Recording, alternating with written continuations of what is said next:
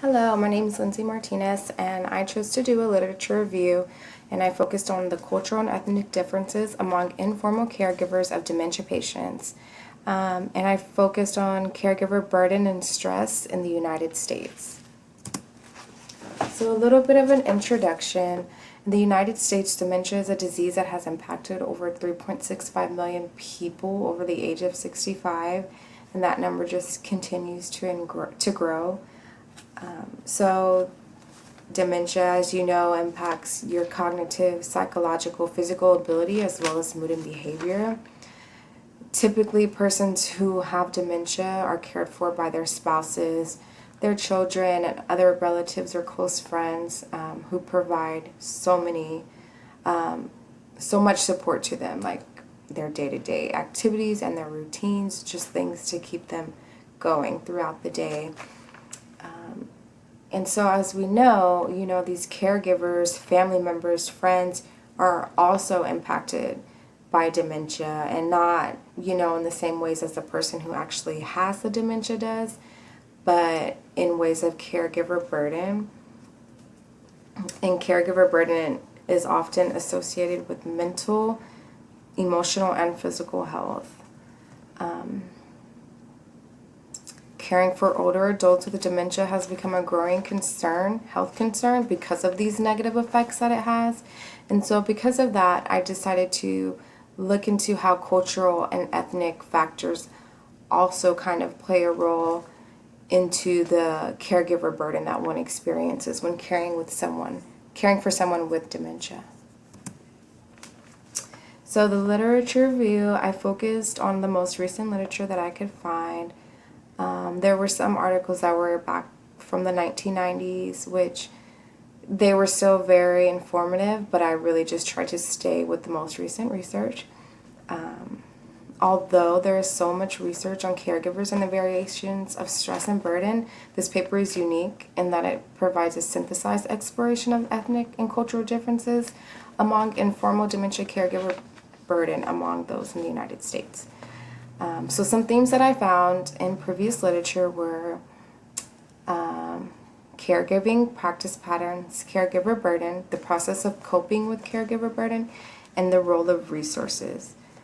I used keywords like caregiving, dementia, ethnicity, culture, caregiver burden whenever I was looking for articles that were relevant to this paper.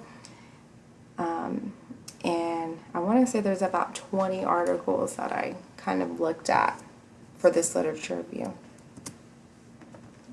So when it comes to caregiver practice patterns, you can kind of read some of the quotes that I found. Researchers have often questioned whether the attitudes and beliefs among different ethnicities can play a role in the attitudes, quality of care, amount of time spent caregiving, and the overall knowledge of dementia. As you see, that article was from 1999. And so I could honestly say yes, that there is, that different ethnicities and the beliefs and attitudes among them do play a role in the kind of caregiver burden that one experiences due to all of these things. Culture, has a way of shaping who we are, what we believe in, our attitudes, and our ethnicity, is kind of intertwined with our culture and who we are. And so we just kind of have these roles in our family, and it kind of, culture just contributes to like these major decisions we make. If we have someone in our family who is living with dementia and needs care for, our culture and our ethnicity play a role on that. So as we know, healthcare disparities exist within ethnic minority groups, and the quality of care has often been questioned for years. And so that's really why I just chose to look at minorities in particular for this literature review. And I looked at African Americans, Hispanics, and Asian Americans. And so some research on African Americans kind of found that women in this group are often seen as taking on multiple roles. So if they have to step into the role of caregiving, it's really not as huge because they're already juggling lots of things. Caregiving in African American communities is seen as an expression of love and respect towards a family member, and it's a huge part of their values and traditions. When looking at Hispanics, I found that family reciprocity is the most important. Just kind of they're giving because that's the right thing to do, and that once they're older, there's just kind of that idea that they would be cared for by a younger generation as well. Also, I found that Hispanics have a sense of distrust with nursing homes, and so they tend to keep, their sick family members with them as long as they can. They typically don't turn to nursing homes because of the distrust they have, and sometimes it's just they may not actually know what nursing homes provide and things like that. Hispanics also have reports of strong involvement and dedication. And when looking at Asian Americans, I found that there was a huge sense of obligation and cultural expectations among the group, especially between children and parents, and then spouses. And so caregiver burden is commonly experienced among those who provide care to persons with dementia. Again, you can see some of the quotes that I provided for you. When looking at Asian Americans, they were found to have higher levels of anxiety, depression, and burden compared to other ethnicities. And this was found that even though they had, strong bonds to family and had these traditions, that didn't matter. They were still likely to experience these type of negative impacts.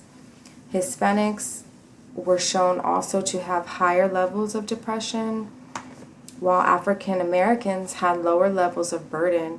And I found a couple of articles that just mentioned that this could be due to African Americans and the negative experiences that they commonly deal with, and so they just are able to adapt differently than other ethnicities to caregiver burden.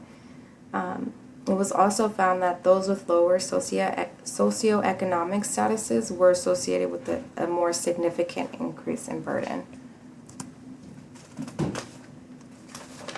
When looking at how different ethnicities and cultures cope with caregiver burden and the role that resources played,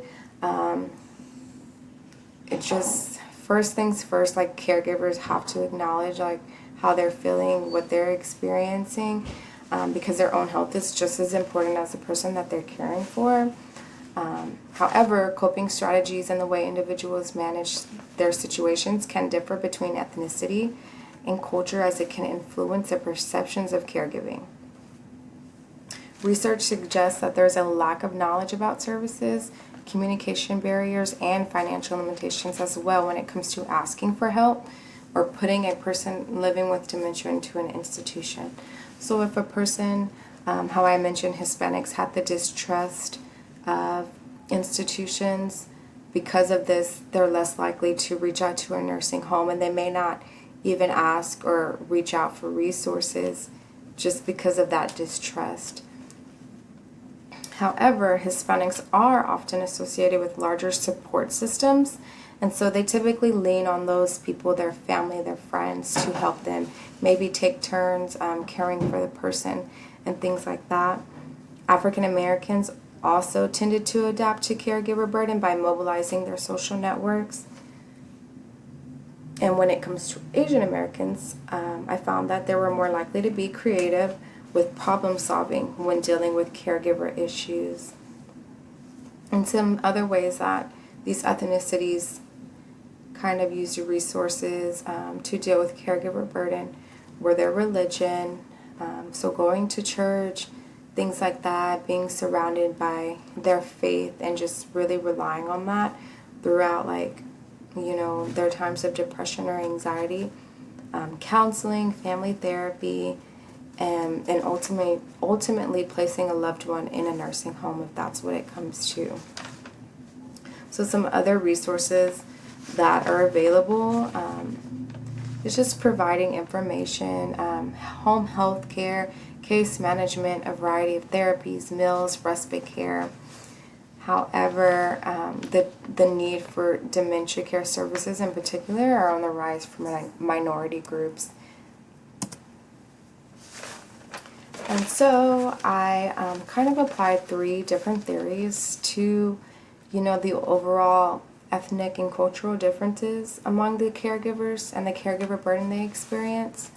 And so just to touch on the social exchange theory, basically when a person has less to give in terms of benefit, they are likely to be more dependent during the social exchange of the relationship. So with the social exchange theory, it's kind of like a cost and reward kind of model. And so a lot of pretty much the 3 groups that I studied, a lot of the family reciprocity was there because they felt as if, they did it out of respect, like it was, you had to do it. It's just what you do. And also everyone ages. We never know who's going to be like what, or what kind of disease or disorder anyone's going to have as they age. And so they just kind of have this model that if, I care for my mother, grandmother, husband now, like I'll be taken care of if I ever get to this point. And so I applied the social exchange theory to that. The cumulative disadvantage theory states that inequality does not just happen. That is a cumulative process that occurs gradually over the life course. And this was really interesting, especially looking at minorities and the healthcare disparities that there are. So if someone is in a lower socioeconomic status and they're already, experiencing like these significant like differences among non-minorities or people with higher social economic statuses, they're likely to experience that once they're older too. And so even in the caregiving sense, like if a person doesn't have a lot of money to take care of a relative with dementia, that's going to show in the caregiver and caregiving, and also the burden that they feel. They may not have the ability, they may have those financial limitations when trying to find resources to help themselves.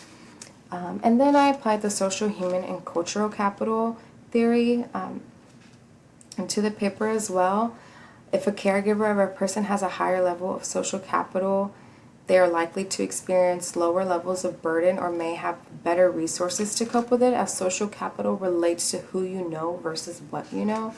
And so I talked a lot about in the paper how the different groups kind of relied on, their social support when dealing with caregiver burden. And it's very true if, and it depends on who you know. But if you have that social capital, you're likely to experience less caregiver burden, or you're able to cope with it in a better sense. Cultural capital, if you have the means, the financial means to pay for the resources that you need to go to counseling, to therapy, and some of these groups don't have that. But if you do have it, then you're going to experience less caregiver burden. And so I applied those 3 theories within my paper to just kind of have a theoretical perspective. And so in conclusion, the ways in which African Americans, Hispanics, and Asian Americans became caregivers were based suggestively on the culture and ethnicities, as it was often dependent on values, beliefs, and traditions. For future studies, I feel that it's important to maybe look at other factors and maybe not just ethnicities or maybe add these, but like education, including knowledge of caregiving and dementia. And it'd be interesting to look at some other ethnicities, both minorities and non-minorities, to see how, see if there are any differences between their caregiver burden. By gathering this information, it allows for a better perspective on possible policies, assistance programs, and resources that are available to those who take on the caregiver role as those affected by dementia continues to rise in the United States. That is it. I hope you enjoyed my paper. Let me know if you have any questions. Thank you.